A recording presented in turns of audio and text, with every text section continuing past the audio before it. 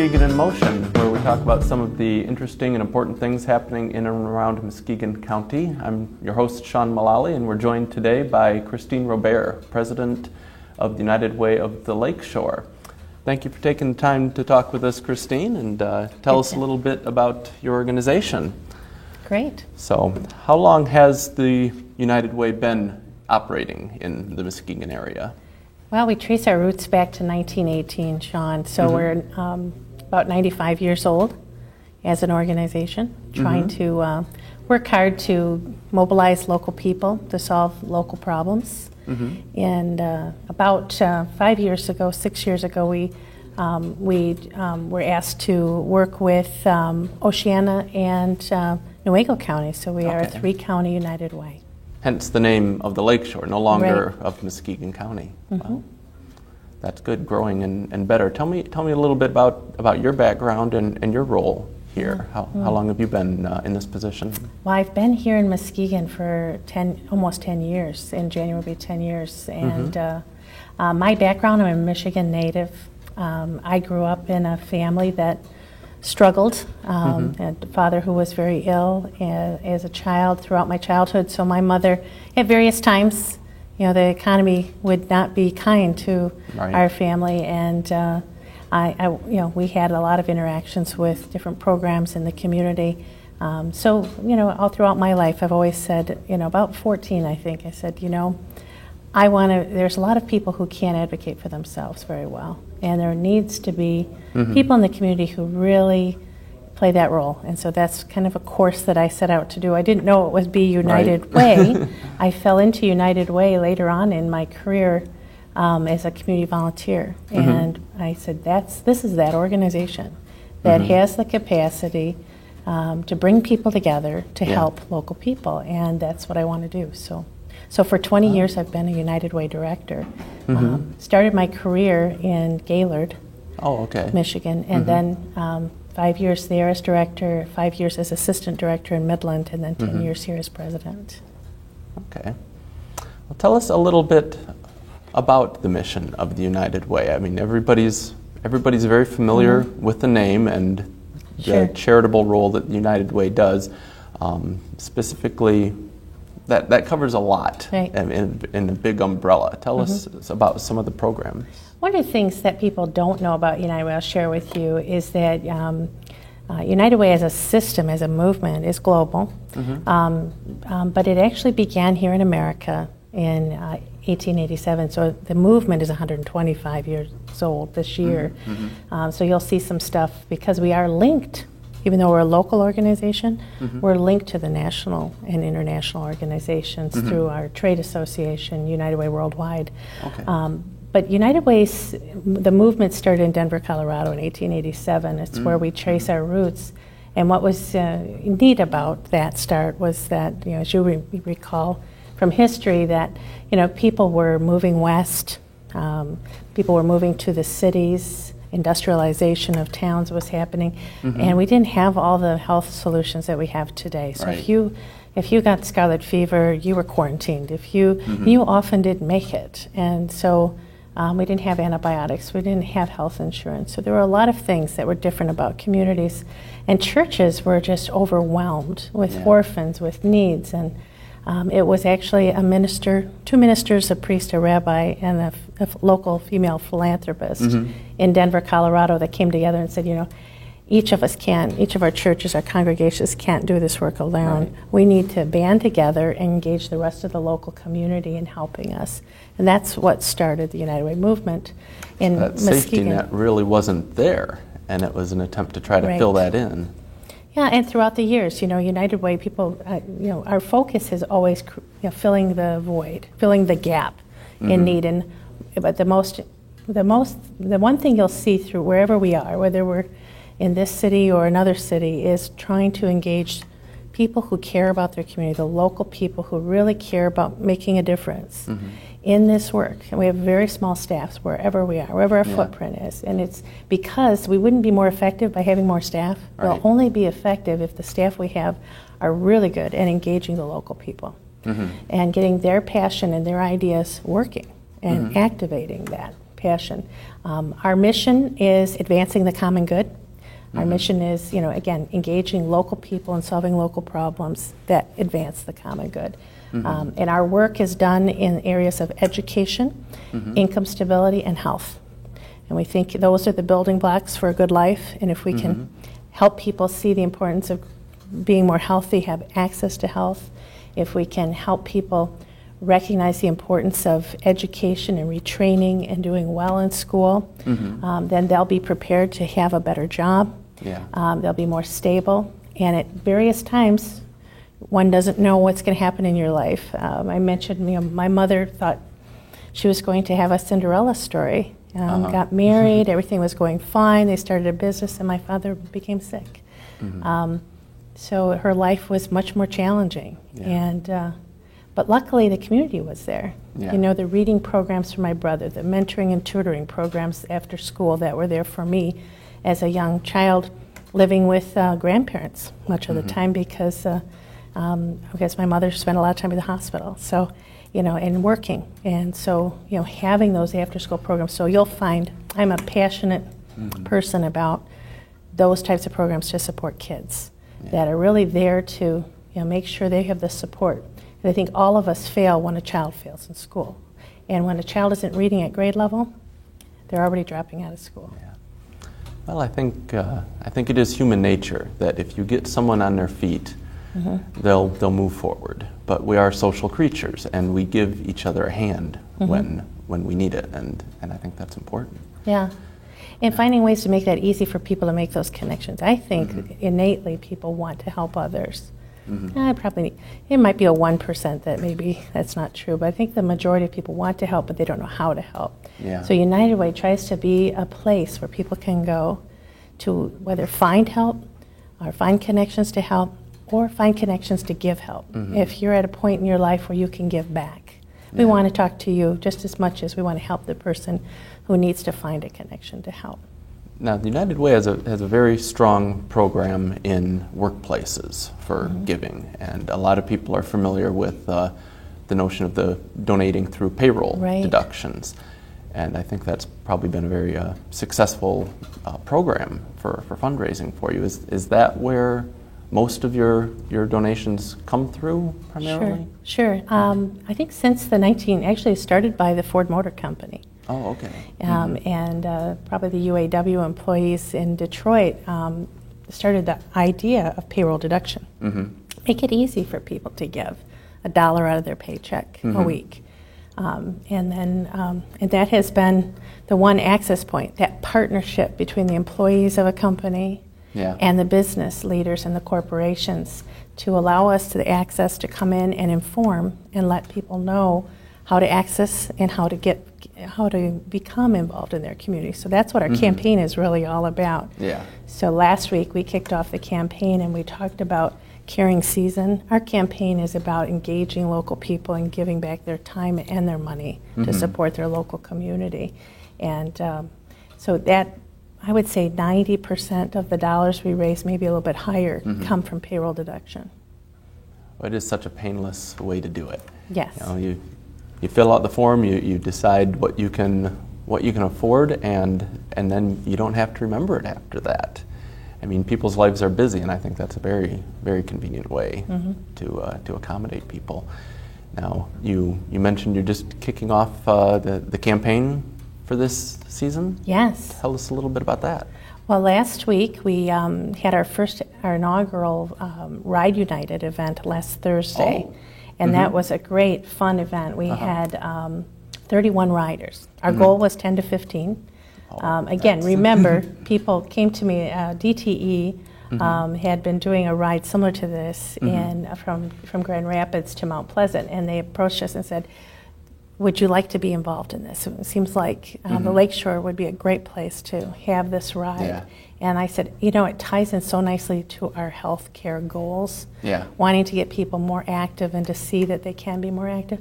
But when they told me it was a 100-mile ride and the riders would have to get pledges, and I thought, I'm not sure I could recruit people to ride, yet alone to get pledges too. Usually I just ask people to fundraise or to be on a committee, but so that was I thought a great challenge. And I said, in a day? You want them to ride 100 miles in a day?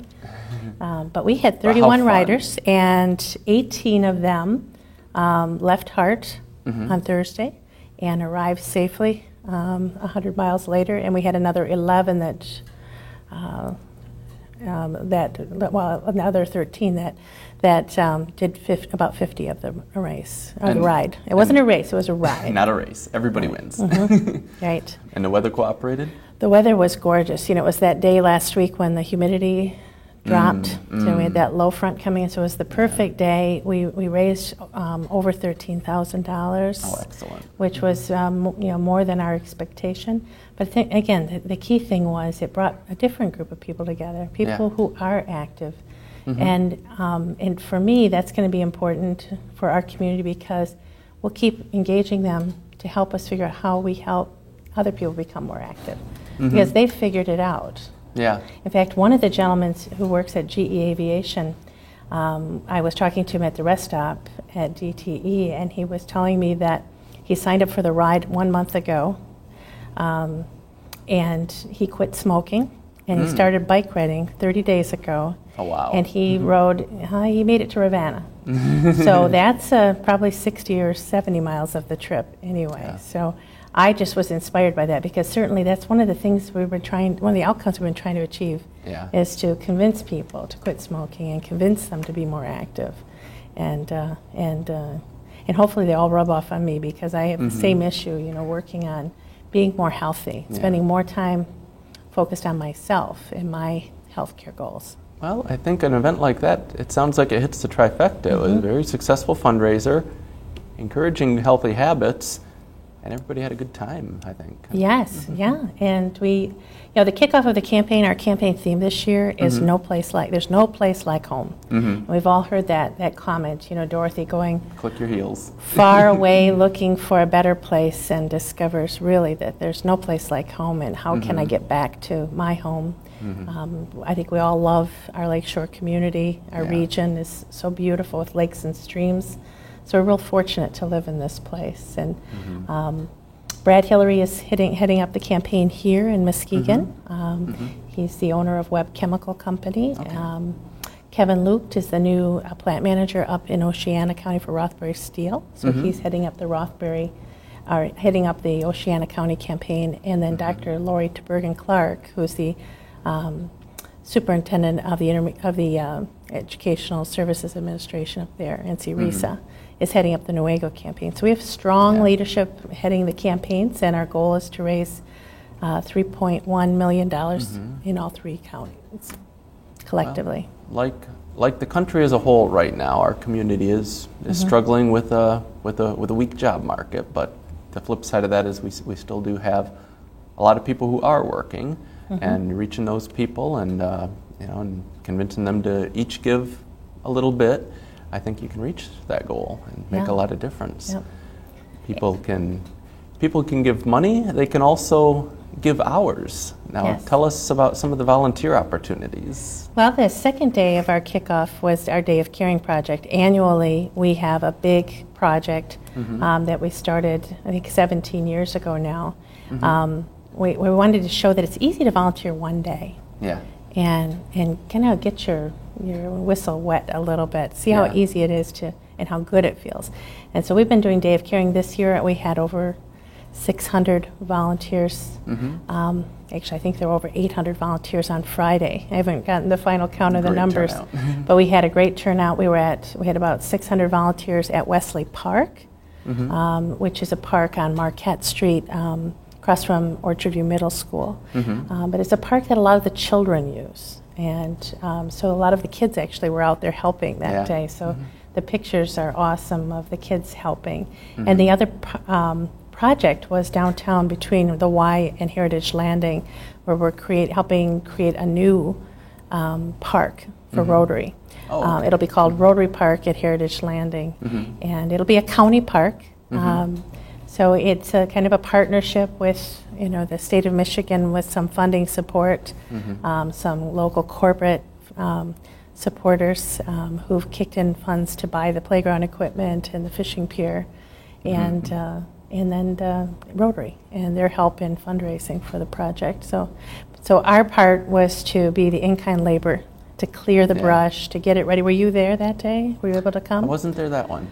I know, I've seen you at most of the others. I've been to some of the past ones, and it's amazed me how you come first thing in the morning and you see what you might call the before picture and what needs to be done, and within a matter of a couple of hours you get done with that volume of people what it might have taken a smaller maintenance crew weeks. And it's just phenomenal results you can get with the power of numbers that way. Yeah, and so that's kind of our, and that's on purpose. We want to kick off our campaign with a caring effort that'll last and energize the campaign season, remind people it's really about us, it's about home, it's about giving back here. That's where the money that is raised here stays here. And people ask how much we send away. The only dollars that leave here are, we pay 1% to be a member of United Way Worldwide. And for that, all the NFL ads that you see that are donated, all of the global campaigns that they help us run, and they make those connections with all those other, and then they train my staff. So, I think we're definitely the recipient of more than we put into that. So about 99% really is right here, unless a donor you say, I want my dollars to go to this nonprofit that's in another community. So sometimes people actually live in another county and they want their dollars to go home to where they live, and we honor those contributions and those and make those, and we have a good relationship with all of the other United Ways and all the other nonprofits in our region. The other thing that we do is we check and make sure that a nonprofit is eligible to receive those funds. And if they're not, then we'll call you and say, Sean, I know you wanted to make this gift, but we've found some issues with this organization. What would you like us to do? Would you like us to return your dollars, or do you want to direct it to another organization? Because we won't send money to an organization that hasn't met, the IRS rules, hasn't met the state of Michigan rules for charitable organizations, and that just wouldn't be. Well, you don't want to get yourself in trouble.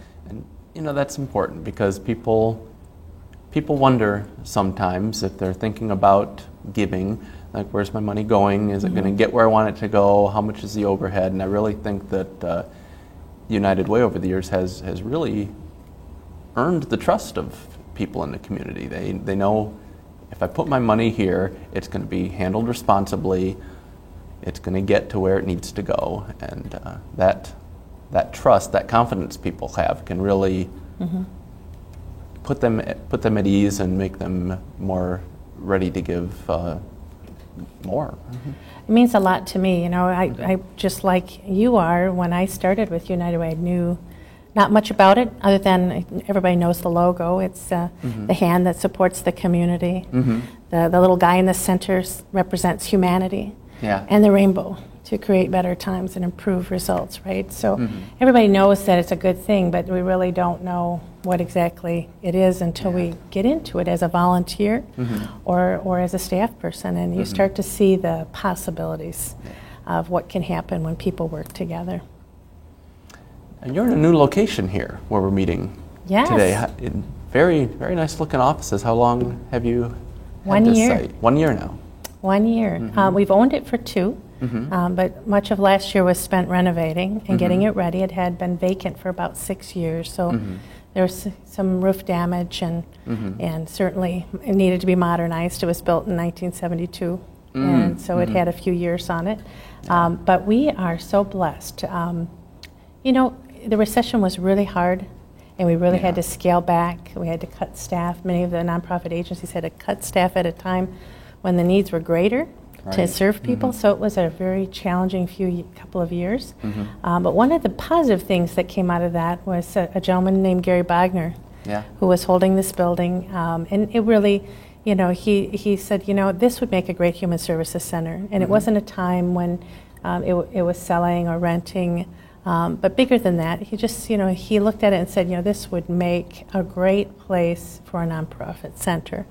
And so he had approached the Community Foundation And they knew that for years, for 20 years, United Way had a dream of getting out of the basement of the old osteopathic hospital. You did the best that could be done with that space, and you maximized every square foot that was available to you, but this provides so much more room and possibility. Right. So this Wagner Center has been a blessing to us because it allows us, we were able to come in here with a Day of Caring project, and volunteers were able to help us, gut the old stuff out, the old electrical. The electrical apprentices from IBW 275 came in here and took out all the old electrical and helped us update the outlets. But then we were able to hire local people at a time when there was no work to come and help us renovate and put this center in. So you're sitting in a room. This was an open space, and we built this 1,500 square foot conference center right in the center. And so here in these two buildings there are 6 agencies, nonprofit agencies, all smaller, that really need to share costs because it keeps their bottom line down so they can spend more money on programs and services. But it also allows all of us to share premium space. So we're all paying a part of the cost of state-of-the-art nonprofit center. And it's not over the top. Our key thing, we're going to hire local labor. Where everything here was bought locally. All the furniture you see here is Knoll furniture from our local furniture. Shaw Walker and Knoll have been partners with us for 100 years. So we wanted to make sure that whatever we did was part of bringing people together and supporting this local community. Our actual footprint in this building is smaller than in our old building, but because we were able to design the space, it's designed more efficient so we could share more of our space. The room sizes you need. And, well, and it looks like all the renovations were done with a strong eye towards efficiency. I see high efficiency lighting and water fixtures and other things, and so that should really, going forward, keep your overhead to a minimum.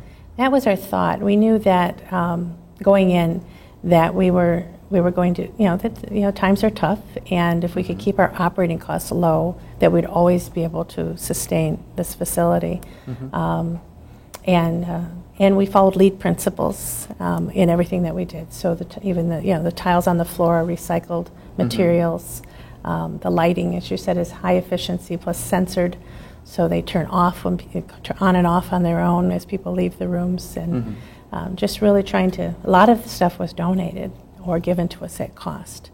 The furniture was we couldn't have renovated our old furniture for the price we paid for the new furniture, quite frankly, and with the donations. But everything you see here was donated through a donation from someone supporting a room, or so each of the rooms in this building has someone's name on it who donated the cost of that room. So there's no cost other than the operational cost. So it's really not a change from our old space, except that it's designed for us. Where the other place was a hospital that, as much as we tried to retrofit it to meet our needs, it still, if you were in the copying room, you were in the old examining room or the lead room, and if you were in the storage room, you were in the old morgue.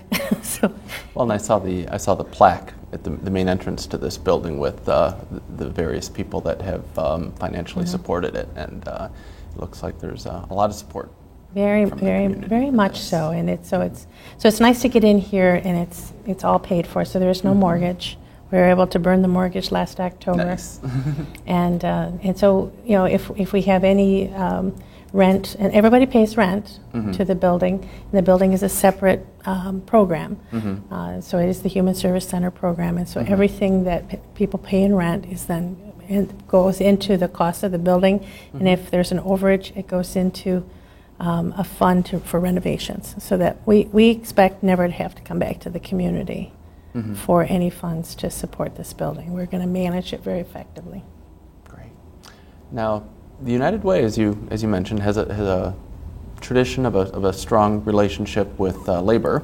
You mentioned going back to the UAW at Ford. Tell me about some of the joint efforts today with that. We just saw the Labor Day parade in Muskegon, which was seem to be very popular. And I got to say, my personal favorite is the Wild Game Dinner fundraiser. Okay. I look forward to that every year. Some people bring in some great venison chili and other things, and that one seems nice. Yeah, the Labor Department here has been in place since the 50s. And we're actually in between labor staff right now, but the labor staff person here at United Way works at engaging local leaders from the labor unions in the same goals: education, income, and health, but also assists in fundraising, resource development. And then there are a couple of events that the Labor Council puts on, like the Wild Game Dinner and the parade. And United Way attends them, but really those are programs of the labor community. Okay. And the things that we do jointly are like the training for community services. So each spring, members from different companies and unions are brought in to learn about community service. So we call them UCAN classes. Yes. So we have those, they're about 7 or 8 weeks is how they've been running. But brings people in to learn about agencies and how to advocate for programs and services, how to get on a board and on a committee to help their local community. So it is a training process and an engagement process to make sure that that United Way hears the voice of labor and they can be a help to us as we try to change the community's condition. It's a great resource for us to have someone on staff that can. I have a staff person who attends chamber events and makes sure that we're connected to issues that business is concerned about. Staff member who makes sure we're connected to labor and what issues are coming through from labor. I have a staff person that works with women a lot, and that's partly because what we're finding is that in a lot of leadership positions where our aim is corporate leadership, labor leadership, a lot of the leaders tended to be more male, and so making sure that we're listening to the women and listening to our urban community and listening to our youth. So we have a staff person that just is working with the youth and with. And we just actually appointed 3 people to be chairs of our Young Leaders Group, which is an aspiring new group of leadership in our midst. So look forward to hearing more about that, because Definitely. I know you are among those young leaders. So we've got some things coming up this year. It sounds like you're covering all the bases and lots of good things. Yes. Well, I think we're about out of time, so I definitely want to thank you for taking the time to talk with us today. Great. I'm glad you came out. Thank you. Thank you for joining us for Muskegon in Motion.